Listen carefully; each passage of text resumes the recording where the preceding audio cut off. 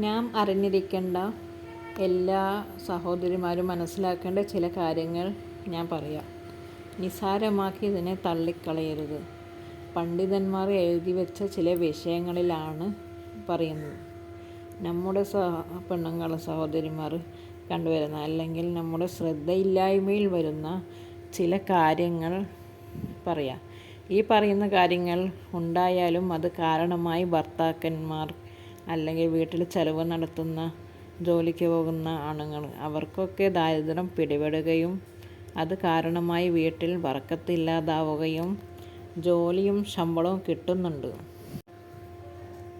ഈ ശമ്പളങ്ങൾ കിട്ടിയിട്ടും പണം കയ്യിൽ ഉണ്ടായിട്ടും അത് എങ്ങനെ ചെലവഴിച്ചു എന്നറിയാതെ ഒന്നിനും തികയാത്ത രൂപത്തിൽ ഉള്ള അവസ്ഥ, പലപ്പോഴും കടത്തിൽ മുഴുകി നിൽക്കുന്ന അവസ്ഥ പല ആളുകൾക്കും ഉണ്ടാവാറുണ്ട്. അങ്ങനെയുള്ള കാര്യങ്ങൾ ഉണ്ടാവുന്നത് ചിലപ്പോൾ ഈ കാര്യങ്ങൾ ശ്രദ്ധിക്കാത്തത് കൊണ്ടാവാം. ഈ പറയുന്ന കാര്യങ്ങൾ നമ്മുടെ സഹോദരിമാർ ഉമ്മമാർ എല്ലാവരും മനസ്സിലാക്കുകയാണെങ്കിൽ കുടുംബം രക്ഷപ്പെടും. ഇങ്ങനെയുള്ള കാര്യങ്ങൾ കൂടുതൽ കാണുന്നത് പെണ്ണുങ്ങളിൽ നിന്നാണ്. ആണുങ്ങൾ ഇങ്ങനെ ചെയ്യുകയാണെങ്കിൽ അത് ഇതുപോലെ തന്നെ ആവും.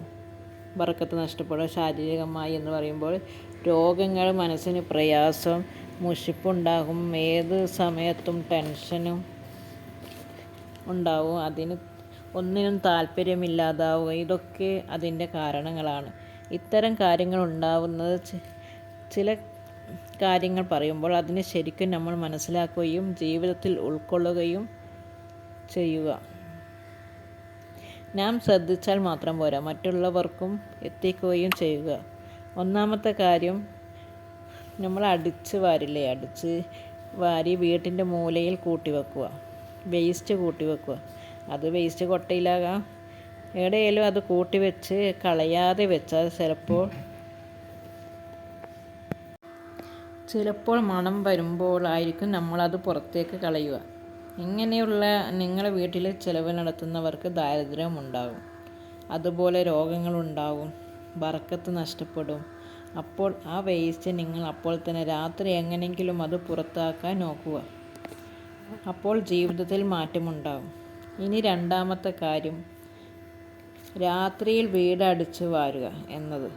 രാത്രിയിൽ വീട് അടിച്ച് വാരരുത്. വീട് അടിച്ച് വാരേണ്ടത് പകൽ സമയങ്ങളിലാണ്.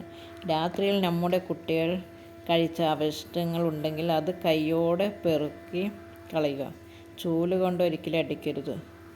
പിന്നെ മൂന്നാമത്തെ കാര്യം, പേനിനെ കൊല്ലാതെ വിടുക എന്നതാണ്. ചില പെണ്ണുങ്ങൾ തലയിൽ കുറേ പേനുകൾ ഉണ്ടാവും. അത് ഇടയ്ക്കിടെ വരുന്നുണ്ടാവും. അപ്പോൾ നമ്മൾ പേന് ഇടയ്ക്കിടെ ഇങ്ങനെ വാരുമ്പോൾ, രാത്രി ഏത് പകലായാലും വാരുമ്പോൾ, എവിടെ വെച്ചിട്ടായാലും അത് വാരുമ്പോൾ അത് തെറിച്ച് പോകും. എങ്ങോട്ടാ പേൻ പോകുന്നതെന്ന് നോക്കാറുമില്ല.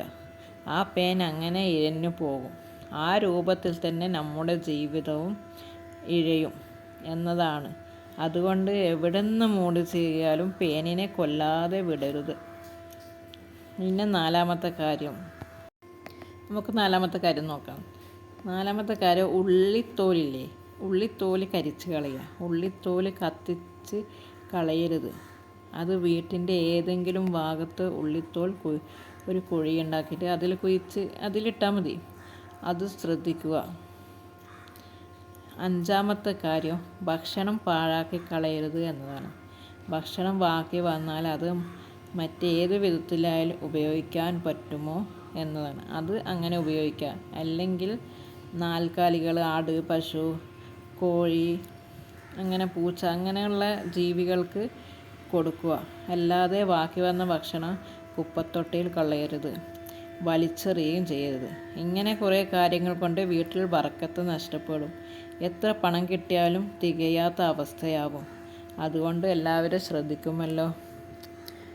ഈ ചാനൽ എന്നെ ഒന്ന് സപ്പോർട്ട് ചെയ്യണേ.